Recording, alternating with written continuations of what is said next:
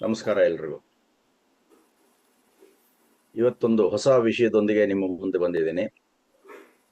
ವ್ರತ ಹಿಡಿಯುವುದು ಅಂತ ಹೇಳಿ ಇಂತ ಒಂದು ಪದಪುಂಜ ಇದೆ. ಅಂದ್ರೆ ವ್ರತವನ್ನು ಆಚರಿಸುವುದು ಅಂತ ಹೇಳಿ. ಹಾಗಾಗಿ ವ್ರತ ಅಂದ್ರೇನು ಅನ್ನುವ ಒಂದು ಮೂಲ ಅರ್ಥದ ಬಗ್ಗೆ ಒಂದಷ್ಟು ಚಿಂತನೆಯನ್ನ ಮಾಡೋಣ. ಪ್ರತಿನಿತ್ಯವೂ ತಪ್ಪದೆ ಆಚರಿಸುವಂತಹ ಅನುಷ್ಠಾನಕ್ಕೆ ವ್ರತ ಎಂದು ಹೆಸರು. ಮೂಲ ಅರ್ಥ ಪ್ರತಿದಿನವೂ ತಪ್ಪದೆ ಆಚರಿಸುವಂತಹ ಅನುಷ್ಠಾನಕ್ಕೆ ವ್ರತ ಅಂತ ಹೇಳಿ ಅಂತ ಹೆಸರು. ವ್ರತಾನಿ ನಿಯತ ಧರ್ಮಯುಕ್ತಾನಿ ಕರ್ಮಾನಿ ಗುಣಕರ್ಮ ಸ್ವಭಾವಾಂಶ ಅಂತ ಹೇಳಿ ಅಂತ ಒಂದು ಉಕ್ತಿ ಇದೆ. ಅಂದ್ರೆ ನಿರಂತರವಾಗಿ ಮಾಡಬೇಕಾದಂತಹ ಧರ್ಮಯುಕ್ತ ಶ್ರೇಷ್ಠ ಕರ್ಮಗಳು ಮತ್ತು ನಮ್ಮ ಜೀವನದಲ್ಲಿ ಅಳವಡಿಸಿಕೊಳ್ಳಬೇಕಾದ ಪರಮಾತ್ಮನ ಗುಣಕರ್ಮ ಸ್ವಭಾವಗಳು. ಏನಪ್ಪಾ ಇಷ್ಟುದ್ದ ಇದೆಯಲ್ಲ ಅಂತಂದ್ರೆ ವಿಷಯ ಹೇಳ್ತೀನಿ, ತಿಳಿಗೊಳಿಸ್ತೀನಿ. ಅಂದ್ರೆ ಈ ರೀತಿಯಲ್ಲಿ ವ್ರತ ಅನ್ನುವಂತಹ ಪದಕ್ಕೆ ವಿಶಾಲವಾದಂತಹ ಅರ್ಥವನ್ನ ಗ್ರಹಿಸುವುದಾದರೆ ಅದು ಕೇವಲ ಒಂದು ದಿನಕ್ಕೆ ಅಥವಾ ಕೆಲವು ದಿನಕ್ಕೆ ಸೀಮಿತವಾಗಿರದೆ ಸಂಪೂರ್ಣ ಜೀವನ ಪರ್ಯಂತ ಮಾಡಬೇಕಾದಂತಹ ಸಾಧನೆ ಆಗಿದೆ. ಅಂತಹ ಒಂದು ವಿಶಾಲವಾದಂತಹ ಅರ್ಥ ಇದೆ. ಯಾವುದೋ ಒಂದು ದಿನಕ್ಕೆ ಅಥವಾ ಕೆಲವು ದಿನಗಳಿಗೆ ಸೀಮಿತವಾಗಿದ್ರೆ ಅದು ಸಂಕುಚಿತವಾದ ಅರ್ಥ ಅಷ್ಟೇ. ಯಾಕೆ ಹೀಗೆ ಅಂತಂದ್ರೆ ನಮ್ಮ ಭಾರತೀಯ ಪರಂಪರೆಯಲ್ಲಿ ವಸುದೈವ ಕುಟುಂಬಕಂ ಅಂತ ಹೇಳಿ ಅಂತ ಹೇಳ್ತಾರೆ. ಅಂದ್ರೆ ಇಡೀ ವಿಶ್ವಕ್ಕೆ ಅಪ್ಲೈ ಆಗುವಂತಹ ಒಂದಷ್ಟು ವಿಚಾರಗಳು, ನಿಯಮಗಳು. ಹಾಗಾಗಿ ಇಂತಹ ಒಂದು ವಿಶಾಲವಾದಂತಹ ಅರ್ಥ. ಅದನ್ನ ಹೇಗೆ ಹೇಳಿದ್ದಾರೆ ನಮ್ಮ ಪೂರ್ವಜರು? ಬಹುಶಃ ಕುಮಾರವ್ಯಾಸ ಅಂತ ಅನ್ಸುತ್ತೆ. ಹಿಡಿದರೆ ವ್ರತನ ಹಿಡಿಯಬೇಕು, ಸರ್ಪನ ಹಿಡಿದಂತೆ ಕಡು ದೃಢವಾಗಿ. ಹಿಡಿದ ಮೇಲೆ ಅಳಿಮನಸಾದರೆ ವೃತ ತಾನೇ ಕಡಿಯುವುದು ಪಣಿಯಂತೆ ತನ್ನ ಅಂತ. ಹಾವನ್ನ ಹೇಗೆ ಹಿಡಿತಾರೆ ಹೇಳಿ? ಕತ್ತತ್ರ ಬಿಗ್ಯಾಗಿ ಹೇಗೆ ಹಿಡ್ಕೊಂಡ್ಬಿಡ್ತಾರೆ. ಆಗ ಅದಕ್ಕೆ ಏನು ಮಾಡಕ್ಕಾಗಲ್ಲ. ಏನಪ್ಪ ಒಂಥರ ಮುಜುಗರ ಆಯ್ತು ಅಂತ ಬಿಟ್ರೆ ಹಾವು ಕಚ್ಚಿಬಿಡುತ್ತೆ. ಹಾಗೆ ವ್ರತವನ್ನ ಹಿಡಿಯಬೇಕು. ಅದಕ್ಕೆ ಮೊದಲು ಹೇಳಿದ್ದು ವ್ರತ ಹಿಡಿಯುವುದು ಅಂತ ಹೇಳಿ ಅಂತ ಪದಪುಂಜ ಇದೆ ಅಂತ. ಅಂದ್ರೆ ವ್ರತವನ್ನ ಹಿಡಿದ್ರೆ ಸರ್ಪವನ್ನು ಹಿಡದಂತೆ ಬಿಗಿಯಾಗಿ ಹಿಡಿಬೇಕು, ಇಲ್ಲದೇ ಅದು ಕಚ್ಚಿ ಬಿಡುತ್ತೆ. ವ್ರತವನ್ನ ಆಚರಿಸುವವನು ವೃತಿ ಅಂತ. ಈ ವ್ರತ ಅನ್ನುವಂತಹ ಪದಕ್ಕೆ ಮೂಲ ಅರ್ಥ ಅಂತ ಹೇಳಿದ್ನಲ್ಲ ನಾನು, ಅದಕ್ಕೇನಾದ್ರೂ ಹೋದ್ರೆ, ಧಾತು ಪ್ರಕಾರ ಹೋದ್ರೆ ವ್ರೀ ವರ್ಣೆ ವೃತು ವರ್ತನೇಚ ಅನ್ನುವಂತಹ ಅರ್ಥ ಸಿಗುತ್ತೆ ನಮಗೆ. ಅಂದ್ರೆ ಆಚರಿಸಿಕೊಳ್ಳುವುದು, ಆರಿಸಿಕೊಳ್ಳುವುದು, ನಿರಂತರವಾಗಿ ಪಾಲನೆ ಮಾಡೋದು ಅಂತ. ಈ ಮಲ್ನಾಡ್ ಕಡೆ ವರ್ತನೆ ಅಂತ ಹೇಳಿ ಅಂತ ಒಂದು ಪದ ಬಳಕೆ ಆಗುತ್ತೆ.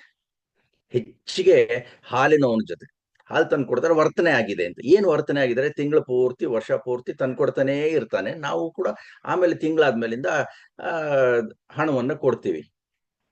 ಹಾಗೆ ಅದು ವರ್ತನೆ ಅಂತ. ಅಂದ್ರೆ ತಪ್ಪಿಸುವ ಹಾಗಿಲ್ಲ ಅಂತ ಹೇಳಿ ಅಂತ. ವೇದಗಳಲ್ಲೂ ಅಷ್ಟೇ ಅನೇಕ ಮಂತ್ರಗಳಿದೆ ವ್ರತದ ಬಗ್ಗೆ. ಹೆಚ್ಚು ಕಮ್ಮಿ ಒಂದು 250 ಮಂತ್ರ ವ್ರತ ಅಂತ ಅನ್ನೋದ್ರ ಬಗ್ಗೆ ಇದೆ ಋಗ್ವೇದದಲ್ಲೇನೆ. ಇನ್ನು ಯಜುರ್ವೇದ ಇದ್ರಲ್ಲೆಲ್ಲ ಅಥರ್ವವೇದದೆಲ್ಲ ಸಿಗುತ್ತೆ. ವ್ರತಂಚ ಶ್ರದ್ಧಾಂಚ ಉಪೈಮಿ, ವ್ರತವನ್ನು ಶ್ರದ್ಧೆಯನ್ನು ಹೊಂದುತ್ತೇನೆ ಅಂತ ಯಜುರ್ವೇದ ಹೇಳಿದ್ರೆ, ವ್ರತ ರಕ್ಷಂತೆ ಅದ್ರೋಹ, ದ್ರೋಹ ಎಸಗದವನನ್ನು ವ್ರತ ರಕ್ಷಿಸುತ್ತದೆ. ಇವೆಲ್ಲ ಸುಮ್ಮನೆ ಒಂದೊಂದು ಪಾದ ಅಷ್ಟೇನೆ. ಆಮೇಲೆ ವಿವರವಾಗಿ ಹೇಳ್ತೀನಿ. ಇದು ಕೂಡ ಋಗ್ವೇದದ್ದು. ವ್ರತ ರಕ್ಷೇತೆ ಅಸುರಸ್ಯ ಮಾಯೆಯ, ಪ್ರಾಣದಾಯಕನಾದ ಯಥಾರ್ಥ ಜ್ಞಾನದಿಂದ ನೀವಿಬ್ಬರು ವ್ರತಗಳನ್ನು ರಕ್ಷಿಸುತ್ತೀರಿ. ಯಾರಿಗೆ ಹೇಳ್ತಾ ಇರೋದು? ಇದು ಪತಿ ಪತ್ನಿಯರಿಗೆ, ನರನಾರಿಯರಿಗೆ, ದಂಪತಿಗಳಿಗೆ ಹೇಳ್ತಾ ಇರುವಂತದ್ದು. ಅಂದ್ರೆ ಈ ತರಹ ವ್ರತಗಳನ್ನು ಹಿಡಿದರೆ ಅದು ನಮ್ಮನ್ನು ರಕ್ಷಿಸುತ್ತದೆ ಅಂತ ಹೇಳಿ ಅಂತ. ಇನ್ನೊಂದು ಮಂತ್ರ ಋಗ್ವೇದ ತುಂಬಾ ಚೆನ್ನಾಗಿದೆ. ಅಪಾಂ ನಪಾತ ಮನಸೆ ಸವಿತಾರಾಮ್ ಉಪಸ್ತುಹಿ ಯಸ್ಯ ವ್ರತಾನುಷ್ಯಸಿ ಅಂತ ಹೇಳಿ ಅಂತ. ಅಂದ್ರೆ ಪರಮಾತ್ಮನ ಆದೇಶವೇ ಆಗಿದೆ. ಯಾಕೆಂದ್ರೆ ಯಾರಾದ್ರೂ ಒಬ್ರು ಆದೇಶ ಮಾಡ್ಬೇಕಾಯ್ತು ಅಂದ್ರೆ ತಾವು ಆ ತರ ನಡೆದು ತೋರಿಸ್ಕೊಂಡಿರ್ಬೇಕಲ್ವಾ. ನಡೆದು ಅಪ್ಪ ಅಮ್ಮ ಈಗ ನಡೆದು ತೋರಿಸದೇ ಇದ್ರೆ ಮಕ್ಕಳು ಕಲಿಯೋದಿಲ್ಲ. ಹಾಗಾಗಿ ಇಲ್ಲಿ ಗುಣ ಸ್ವಭಾವಗಳು, ಪರಮಾತ್ಮನ ಗುಣ ಸ್ವಭಾವಗಳು. ಪರಮಾತ್ಮನನ್ನು ನಾವು ಹೇಳ್ತೀವಿ ದಯಾಮಯಿ, ಕರುಣಾಳು, ಸರ್ವಶಕ್ತ, ಹೀಗೆಲ್ಲ ಹೇಳ್ತೀವಿ. ಅಂದ್ರೆ ಆ ಗುಣಗಳು ಎಷ್ಟೋ ಅಷ್ಟು ನಮ್ಮಲ್ಲಿ ಇಳಿಯಬೇಕು ಅಂತ ಹೇಳುವಂಥದ್ದು. ಅಂದ್ರೆ ಭಗವಂತ ಹಾಗೆ ನಡೆದು ತೋರಿಸೋನಾದ್ರಿಂದ ಅದು ನೀವು ವ್ರತವನ್ನ ಆಚರಿಸಿ ಅಂತ ಹೇಳಿ ಅಂತ. ಅದನ್ನೆಲ್ಲ ನಾವು ನೋಡ್ತಾನೆ ಇರ್ತೀವಿ. ಅಂದ್ರೆ ಇವೆಲ್ಲ ಹೇಗೆ ಅಂತಂದ್ರೆ ಯಾವುದೇ ಪ್ರದೇಶದಲ್ಲಿ ಯಾವುದೇ ಸಮಯದಲ್ಲಿ ಆಚರಿಸಬಹುದಾದಂತಹ ಮಹಾವ್ರತಗಳು ಅಂತ. ಇದನ್ನ ಪತಂಜಲಿ ಮಹರ್ಷಿಗಳು ಗಮನಿಸಿ ನಮಗೆ ಮಹಾವ್ರತಗಳು ಅಂತ ಹೇಳಿ ಅಂತ ಕೊಟ್ಟಿದ್ದಾರೆ. ಯಾವುದಪ್ಪ ಅದು? 10. ಅದು ಏನು ಯಮ ನಿಯಮಗಳೇನೆ, ಅದನ್ನ ವ್ರತ ಅಂತ ಹೇಳಿ ಅಂತ ಕರೆದಿದ್ದಾರೆ. ಯಾವ್ದಪ್ಪ ಅದು ಅಂದ್ರೆ ಅಹಿಂಸಾ ಸತ್ಯ ಅಸ್ತೇಯ ಬ್ರಹ್ಮಚರ್ಯ ಅಪರಿಗ್ರಹ ಯಮಃ ಅಂತ.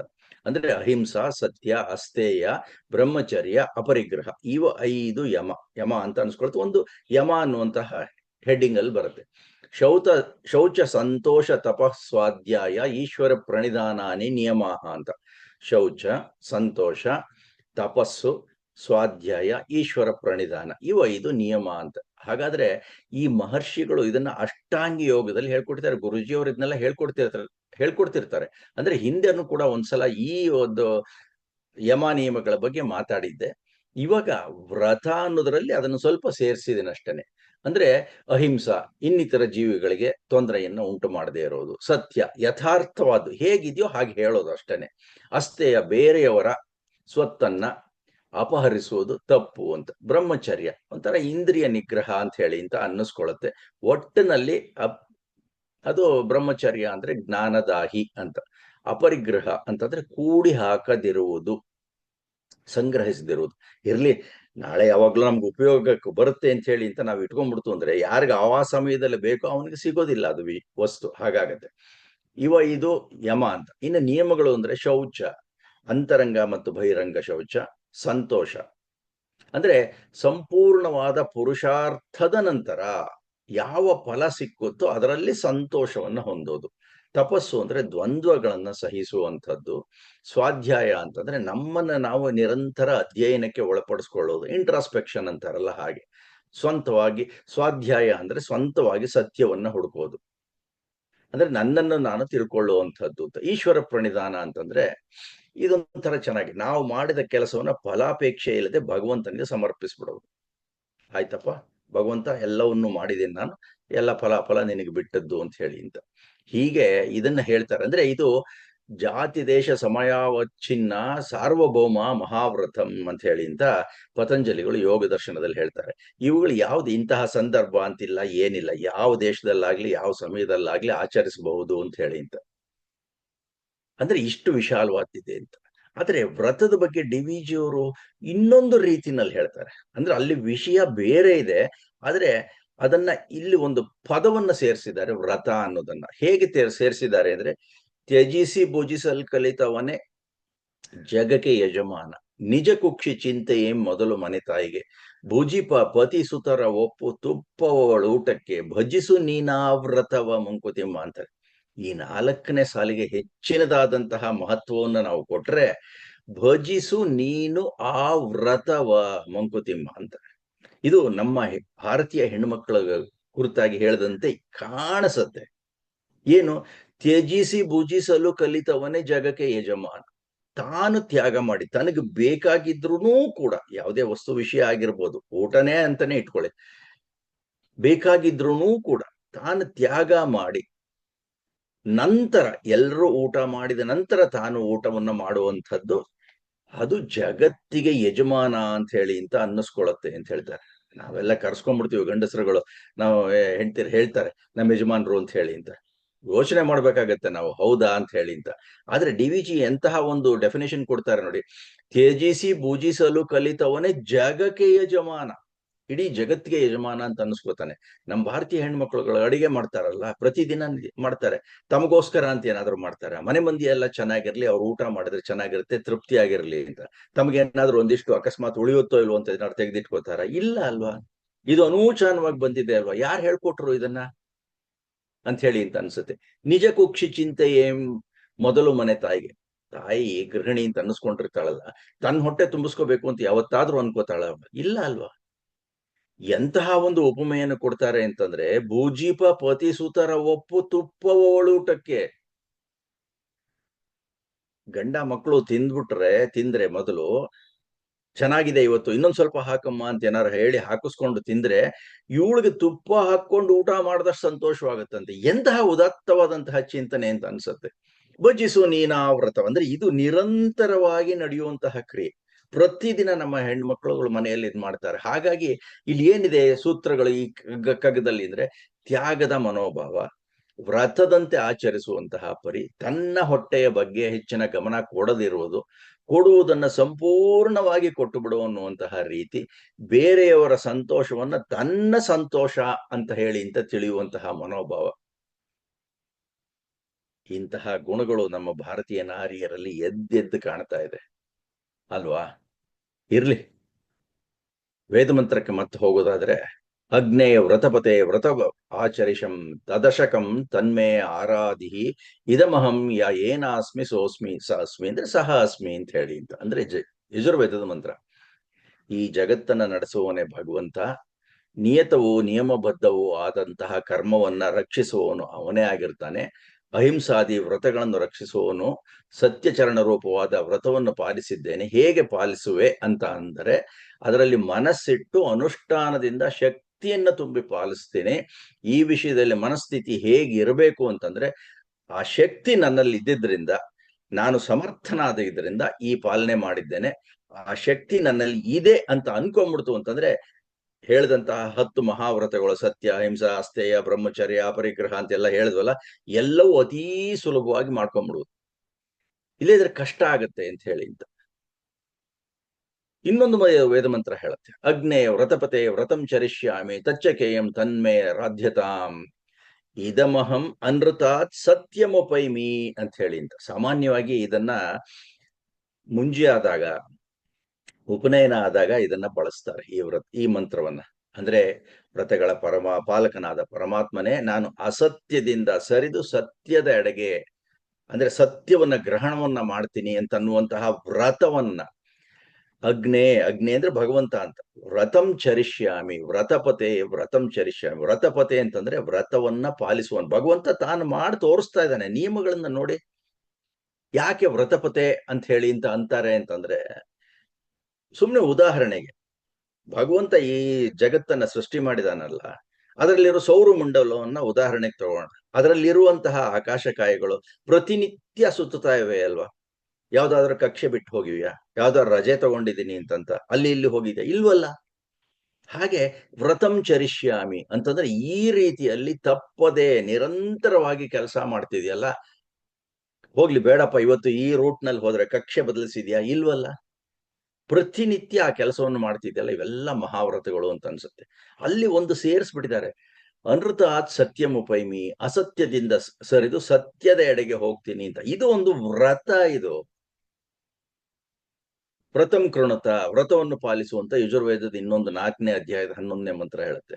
ಅಂದ್ರೆ ಇವೆಲ್ಲ ಹೇಗೆ ಅಂತಂದ್ರೆ, ನಾನು ಈ ತರ ಮಾಡೋದ್ರಿಂದ ನನ್ನ ವ್ಯಕ್ತಿತ್ವ ಸುಧಾರಿಸುತ್ತೆ, ಸಮಾಜಕ್ಕೆ ಒಳ್ಳೇದಾಗತ್ತೆ, ಆ ಸಮಾಜದಲ್ಲೂ ಕೂಡ ಒಂದು ನಂಬಿಕೆ, ಪ್ರಾಮಾಣಿಕತೆ, ನಿಯಮವನ್ನು ಪಾಲಿಸುವಂತಹ ಗುಣ ಎಲ್ಲರಲ್ಲೂ ಬರುತ್ತೆ ಅಂತ ಹೇಳಿ ಅಂತ.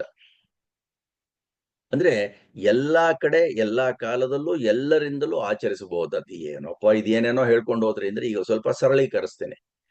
ಯಮ ನಿಯಮಗಳು ಹೇಳಿದ್ನಲ್ಲ, ಮಹಾವ್ರತಗಳು ಅಂತ ಹೇಳಿ ಅಂತ. ಅಕಸ್ಮಾತ್ ಕಷ್ಟ ಅಂತ ಅನ್ಸಿದ್ರೆ, ಅಕಸ್ಮಾತ್, ಯಾಕೆ ಅಂತಂದ್ರೆ ಈ ನಿಯಮಗಳೆಲ್ಲರೂ ಎಲ್ಲರಿಗೂ ಕ್ಷೇಮಕರ, ಎಲ್ಲರಿಗೂ ಹಿತಕರ. ಅಕಸ್ಮಾತ್ ನಮಗೇನೋ ಅನ್ನಿಸ್ತಪ್ಪ, ಅವಾಗ ಈ ಸ್ವಸ್ಥ ಸಮಾಜದ ಸ್ವಸ್ಥತೆಯನ್ನ ಕಾಪಾಡೋದಕ್ಕೋಸ್ಕರ ನಮಗೆ ನಾವೇ ಒಂದಷ್ಟು ನಿಯಮಗಳನ್ನ ಅಥವಾ ವ್ರತಗಳನ್ನ ಹಾಕಿಕೊಳ್ಳಬಹುದು. ಅವೆಲ್ಲವೂ ಪಾಲಿಸಲು ಸಾಧ್ಯವಾಗುವಂತಹದ್ದಾಗಿರ್ಬೇಕು. ಯಾಕಂದ್ರೆ ನಮಗೆ ನಾವೇ ಹಾಕೋತಿದೀವಲ್ಲ, ಅದನ್ನ ಮುರಿಯೋ ಹಾಗಿಲ್ಲ. ಈ ಲೌಕಿಕ ಜೀವನಕ್ಕೆ ತಕ್ಕುದಾದಂತಹ ನಿಯಮಗಳನ್ನ ಹಾಕೊಂಡ್ರೆ ಹೇಗಿರುತ್ತೆ ಅಂತ ಅನ್ನೋದಕ್ಕೆ ಉದಾಹರಣೆಗೆ, ಯಮ ನಿಯಮಗಳನ್ನು ಬಿಡಿ, ಸತ್ಯ, ಅಹಿಂಸಾ, ಅಸ್ಥೇಯ, ಶೌಚ, ಅಪರಿಗ್ರಹ, ಸ್ವಾಧ್ಯಾಯ, ಈಶ್ವರ ಪ್ರಣಿಧಾನ, ಇವೆಲ್ಲವುದು ಸ್ವಲ್ಪ ಕಷ್ಟ ಅಂತ ಅಕಸ್ಮಾತ್ ಅನ್ನಿಸಿದರೆ, ವ್ರತ ಅನ್ನೋದಕ್ಕೆ ಸುಲಭವಾದಂತಹ ಉದಾಹರಣೆ ಹೇಗಿರುತ್ತೆ ಅಂದ್ರೆ, ಪ್ರತಿದಿನ ಯಾರಾದರೂ ಅಗತ್ಯವಿದ್ದವರಿಗೆ ನನ್ನ ಕೈಲಾದ ಸಹಾಯ ಮಾಡುತ್ತೇನೆ. ಪ್ರತಿದಿನ ಅಲ್ಲದೆ ಇದ್ರೆ ನಿಯಮಿತವಾಗಿ ವಾರಕ್ಕೊಂದ್ಸಲ ಅಥವಾ ಹೀಗೆ ಅಂತ, ಒಟ್ಟಿನಲ್ಲಿ ನಿರಂತರವಾಗಿ ಮಾಡ್ತೀನಿ. ಪ್ರತಿದಿನ ಸ್ನಾನ ಮಾಡಿದ ಮೇಲೇನೆ ತಿಂಡಿ ತಿಂತೀನಿ. ಮಾಡ್ಕೋಬಹುದಲ್ಲ ಇದನ್ನ. ರೈತ, ಸೈನಿಕ, ಮೇಷ್ಟ್ರು ಇವರನ್ನ ಅತ್ಯುನ್ನತವಾದಂತಹ ಗೌರವದಿಂದ ಕಾಣ್ತೀನಿ ಅಂತ. ಯಾಕೆಂದ್ರೆ ಇವರೇ ನಮ್ಮ ಪ್ರಾತಸ್ಮರಣೀಯರು. ಯೋಚನೆ ಮಾಡಿ, ರೈತ ಅಕಸ್ಮಾತ್ ಬೆಳೆದ ನಮ್ಗೆ ಅನ್ನ ಕೊಡದೇ ಇದ್ರೆ ನಾವು ಇಲ್ಲೆಲ್ಲೋ ಕೂತ್ಕೊಂಡು ಊಟ ಮಾಡಕ್ಕಾಗ್ತಿತ್ತ? ಮೇಷ್ಟ್ರುಗಳು ಈ ಒಂದು ಸಮಾಜವನ್ನ ರೂಪಿಸುವಂತಹ ರೂವಾರಿಗಳು ಅವರು. ಪ್ರಜೆಯನ್ನ ತಯಾರು ಮಾಡುವಂತಹ ರೂವಾರಿಗಳು. ಸೈನಿಕ ನಮ್ಮ ದೇಶದ ಗಡಿಯನ್ನ ಕಾಯ್ತಾ ಇರ್ತಾನೆ, ನಾವು ಚೆನ್ನಾಗಿ ನಿದ್ದೆ ಮಾಡೋ ಹಾಗೆ ಅಂತ.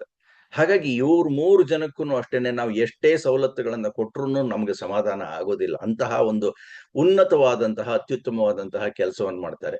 ಇವರು ಪ್ರಾತಸ್ಮರಣೀಯರು, ಇವರು ನಮ್ಮ ಆರಾಧ್ಯ ದೈವ. ಮಾಡ್ಬೋದಲ್ವಾ? ಸತ್ಸಂಗ ಸತ್ಕಾರ್ಯಗಳಲ್ಲಿ ನಾನು ನನ್ನನ್ನು ತೊಡಗಿಸಿಕೊಳ್ಳುತ್ತೇನೆ. ಈಗ ಗುರುಜಿಯವರ ಸತ್ಸಂಗ ಏರ್ಪಡಿಸಿದ್ದಾರೆ, ಅಲ್ಲೇ ನಾನು ಮಾತಾಡ್ತಾ ಇದ್ದೀನಿ. ಪ್ರತಿನಿತ್ಯ ನಡೆಯುತ್ತೆ ಇದು, ಬೆಳಗ್ಗೆ ಸಾಯಂಕಾಲ ಬೆಳಗ್ಗೆ ಸಾಯಂಕಾಲ ಅಂತ. ಅಕಸ್ಮಾತ್ ಸ್ವಲ್ಪ ಲಘುವಾಗಿ ತೆಗೆದುಕೊಳ್ಳೋದಾದ್ರು ಆಯ್ತು ಅಂತಂದ್ರೆ ಪ್ರತಿದಿನ ಯಾರಾದ್ರೂ ಇಬ್ಬರಿಗೆ ಮಂಕುತಿಮ್ಮನ ಕಗ್ಗುವನ್ನ ಅಥವಾ ಭಗವದ್ಗೀತೆಯ 2 ಶ್ಲೋಕವನ್ನ ಹೇಳ್ದಲೆ ಮನೆಗೆ ಹೋಗೋಲ್ಲ. ಮಾಡ್ಕೋಬಹುದು. ಆಯ್ತು. ವ್ರತ ಅನ್ನೋದಕ್ಕೆ ಕಷ್ಟವಾದಂತಹ ಉದಾಹರಣೆ ಯಾವುದು ಅಂತ ಅನ್ನೋದಕ್ಕೆ, ಇಂದ್ರಿಯ ನಿಗ್ರಹ ಮಾಡೋದು ಕಷ್ಟ, ಹೌದು. ಆದ್ರೂ ಕೂಡ ಮಾಡ್ಕೊಂಡ್ರೆ ಚೆನ್ನಾಗಿರುತ್ತೆ. ಪ್ರತಿದಿನವನ್ನ ನಗುವಿನಿಂದ ಪ್ರಾರಂಭಿಸಿ. ಏನಪ್ಪಾ ಹೇಗಪ್ಪ ಇದು ಅಂತಂದ್ರೆ, ಸುಮ್ಮನೆ ಎದ್ದ ತಕ್ಷಣ ಹೆಂಡತಿ ಮುಖ ನೋಡಿ ನಕ್ಬಿಡಿ. ಆಮೇಲಿಂದ ಅದು ನಿಮಗೆ ಬಿಟ್ಟದ್ದು ಏನಾಗುತ್ತೆ ಅದರ ಪರಿಣಾಮ ಅಂತ. ಸುಖ ದುಃಖಗಳನ್ನ ಸಮಾನವಾಗಿ ಸ್ವೀಕರಿಸುವುದು. ಪ್ರತಿನಿತ್ಯ ಏನಾದ್ರೂ ಒಂದು ಘಟನೆ ಆಗ್ತಾ ಇರುತ್ತೆ. ಇವತ್ತು ಸುಖ ಇರುತ್ತೆ, ನಾಳೆ ದುಃಖ ಆಗುತ್ತೆ, ಏನೋ ಒಂದು ಅದೊಂಥರ ಚಕ್ರ ತರ ತಿರುಗ್ತಾನೆ ಇರುತ್ತೆ. ನಮಗಾಗದೇ ಇದ್ರು ದೇಶಕ್ಕೋ ಸಮಾಜಕ್ಕೋ ಇನ್ನಿಲ್ಲದ ಏನೋ ಒಂದು ಆಗ್ತಾ ಇರುತ್ತಲ್ಲ ಹಾಗೆ. ಇನ್ನೊಂದು, ಭಗವಂತನ ಕೃಪೆಗಳ ಬಗ್ಗೆ ಕೃತಜ್ಞತೆಯನ್ನ ಸಮರ್ಪಿಸು. ಪ್ರತಿದಿನ ನಾವು ಇದನ್ನು ಮಾಡ್ಬೇಕು. ಯಾಕೆಂದ್ರೆ ಪ್ರತಿದಿನ ಬೆಳಗ್ಗೆ ಎತ್ತ ನಾನು ಬದುಕಿದಿವೆ ಅಂತ ಅನ್ನೋದೇ ಭಗವಂತನ ಕೃಪೆ. ಈ ಭಗವಂತ ಇಂತಹ ಒಂದು ಸುಂದರವಾದ ಜಗತ್ತನ್ನ ಸೃಷ್ಟಿಸಿ ನಮ್ಗೆ ಊಟ ತಿಂಡಿ ನಿದ್ರೆ ಏನ್ ಬೇಕಾದ್ರೂ ಮಾಡಬಹುದು ಅಂತದಕ್ಕೆಲ್ಲ ಒಂದು ಅವಕಾಶ ಮಾಡಿಕೊಟ್ಟಿದ್ದಾನಲ್ಲ. ಹಾಗಾಗಿ ಇನ್ನೊಂದು ಕಷ್ಟ ಅಂತ ಅನ್ಸಿದ್ರು ಅಷ್ಟೇ, ದಿನಂಪ್ರತಿ ರಾಷ್ಟ್ರದ ಕೆಲಸಕ್ಕಾಗಿ ಸಮಾಜ ಸೇವೆಗೆ 1 ಗಂಟೆ ಸಮಯವನ್ನ ನಾನು ಮೀಸಲಾಗಿಡ್ತೇನೆ ಅಂತ ಹೇಳಿ ಅಂತ ಯೋಚನೆ ಮಾಡಿ ನೋಡಿ. ತುಂಬಾ ಸುಲಭ ಅಂತ ಅನ್ಸುತ್ತೆ. ಅವಾಗ ಅದನ್ನ ಬಿಡೋಕ್ಕಾಗಲ್ಲ. ಅಂತಹ ಒಂದು ಪರಿಸ್ಥಿತಿಗೆ ನಾವು ಬಂದ್ಬಿಡ್ತೀವಿ. ನಾವು ಕಾಷಾಯವೇಂ ತಪಸ್ಸು ಗೃಹಲೋಕ ನಿರ್ವಾಹ ವೇಷತಾಳದ ತಪಸ್ಸು ಕಠಿಣತರ ತಪಸ್ಸು ಲೇಸಿನಿಂದದು ಸಾಗಬೇಕು ಶಮ ದಮ ಸಮತೆ ಹಸಿಧಾರ ವ್ರತವೋ ಮಂಕುತಿಮ್ಮ ಅಂತಾರೆ. ಇನ್ನೊಂದ್ ಕಡೆ ಬರೀತಾರೆ ಹಸಿಧಾರ ವ್ರತ ಅಂದ್ರೆ ಏನಂತರ ಒಂದು ಕತ್ತಿನ ಒಂದು ಸಣ್ಣ ದಾರದಲ್ಲಿ ತೂಗು ಹಾಕಿರೋದು. ಆ ಥರ ನಾವಲ್ಲಿ ಕೆಳಗೆ ಮಲ್ಕೊಂಡಿದ್ರೆ ಯಾವಾಗ ಬೀಳುತ್ತೋ ಅಂತನೂ ಹಾಗಿರ್ಬೇಕು ಅಂತ ಹೇಳಿ. ಕಾವಿ ಬಟ್ಟೆ ಧರಿಸ್ಬಿಟ್ಟು ಕಾಡಿನಲ್ಲಿ ಕೂರ್ತರೆ ಮಾತ್ರ ತಪಸ್ಸಾಗುತ್ತೆ ಅಂತಲ್ಲ. ವೇಷತಾಳದ ತಪಸ್ಸು ಕಠಿಣತರ ತಪಸ್ಸು. ಸಂಸಾರ ನಿರ್ವಹಣೆ ಬಗ್ಗೆ ಹೇಳ್ತಾ ಇದ್ದಾರೆ ಡಿ ವಿ ಜಿ ಅವರು. ಸಂಸಾರ ನಿರ್ವಹಣೆ ಎಷ್ಟು ಕಷ್ಟ ಅಂತಂದ್ರೆ, 4 ಜನ ಅಥವಾ 10 ಜನ ಇತ್ತು ಅಂತಂದ್ರೆ ಎಲ್ಲರನ್ನು ಸಂಭಾಳಿಸ್ಕೊಂಡು ಹೋಗೋದಿರುತ್ತಲ್ಲ. ಯಾವ ವಿಚಾರದಲ್ಲಿ ಬೇಕಾದ್ರೂ ಆಗ್ಬೋದು, ಊಟ ತಿಂಡಿ ವಿಚಾರದಲ್ಲಿ ಆಗ್ಬೋದು, ರುಚಿಯ ವಿಚಾರದಲ್ಲಿ ಆಗ್ಬೋದು, ಬಟ್ಟೆ ವಿಚಾರದಲ್ಲಿ ಆಗ್ಬೋದು, ಹಣಕಾಸಿನ ವಿಚಾರದಲ್ಲಿ ಆಗ್ಬೋದು. ತುಂಬಾ ಕಷ್ಟ. ಇದೊಂಥರ ಹಸಿಧಾರ ವ್ರತ. ಡಿ ವಿ ಜಿ ಎಲ್ಲ ಹೇಳ್ಕೊಂಡು ಬರ್ತಾರಲ್ಲ, ಒಂದೊಂದ್ಸಲ ಅನ್ಸುತ್ತೆ ನಮ್ಗೆ ಏನು ಅಂತ ಹೇಳಿ ಅಂತ. ಹಾಗಾಗಿ ಇದೊಂಥರ ಪ್ರತಿನಿತ್ಯವೂ ಒಂಥರ ಕತ್ತಿಯ ಮೇಲಿನ ನಡಿಗೆ ಅಂತ ಹೇಳಿ ಅಂತ, ಕತ್ತಿಯ ಅಲಗನ ಮೇಲೆ ನಡಿಗೆ ಅಂತ ಹೇಳಿ ಅಂತ. ಪ್ರತಿದಿನದ ಕಸರತ್ತಲ್ವಾ ಇದು, ಒಂಥರ ತಪಸ್ಸೆ ಅಲ್ವಾ. ತಪಸ್ಸು ಅಂತಂದ್ರೆ ಏನು, 2 ದ್ವಂದ್ವಗಳ ನಡುವೆ ಜೀವಿಸುವಂತದ್ದು. ಒಬ್ಬ ಎಡಕ್ಕೆ ಎಳೆದ್ರೆ ಇನ್ನೊಬ್ಬ ಬಲಕ್ಕೆ ಎಳಿತಿರ್ತಾನೆ ಸಂಸಾರದಲ್ಲಿ ಸಮಾಜದಲ್ಲಿ. ಅದರ ಮಧ್ಯೆ ನಾವು ಸಾಕೊಂಡು ಹೋಗ್ಬೇಕಲ್ಲ ಅಂತ. ಅಂದ್ರೆ ಇಲ್ಲಿ ಇದು ಒಂತರಹ ತಪಸ್ಸು ಅಂತ, ಹಸಿಧಾರ ವ್ರತ ಅಂತ ಹೇಳಿದ್ದಾರೆ. ಇಂತಹ ವ್ರತ ಶ್ರದ್ಧೆಗಳು ನಮ್ಮದಾಗ್ಲಿ ಅಂತ ಹೇಳ್ತಾ ನನ್ನ ಮಾತಿಗೆ ವಿರಾಮವನ್ನು ನೀಡ್ತೇನೆ. ಧನ್ಯವಾದ ಹಾಗೂ ನಮಸ್ಕಾರ.